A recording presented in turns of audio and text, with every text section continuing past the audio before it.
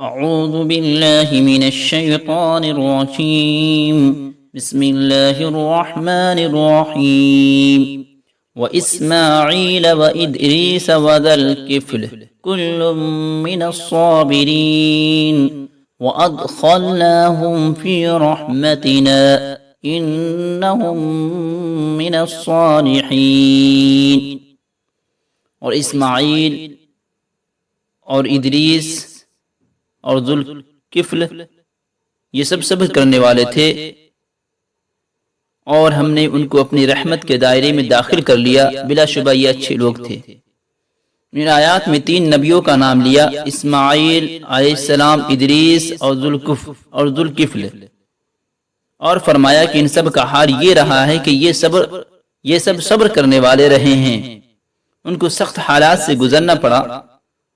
حضرت اسماعیل علیہ السلام کا واقعہ بہت مشہور ہے کہ وہ بالکل شیرخوار تھے، اور ان کو حضرت ابراہیم علیہ السلام ان کی ماں کے ساتھ ایک بے آب و گیاہ جگہ پر چھوڑ آئے تھے، گویا اپنے نزدیک ان کو قربان کر کے چلے آئے تھے۔ چنانچہ اسی حالت میں ان کا نشو و نما ہوا۔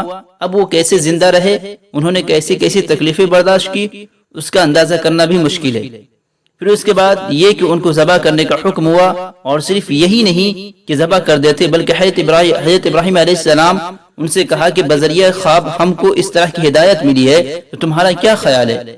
اب اس سوال پر حضرت اسماعیل علیہ السلام کا ظرف دیکھے، انہوں نے جواب دیا کہ جب یہ حکم الہی ہے تو آپ فوراً ایسا ہی کریے، ہم اس کے لیے بالکل تیار ہیں۔ غور کا مقام ہے کہ اس سے بڑا صبر کیا ہو سکتا ہے؟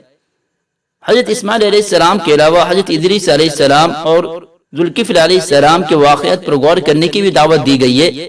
کہا گیا ہے کہ یہ سب صبر کرنے والے تھے، یعنی انہوں نے بڑے صبر کا ثبوت دیا تھا۔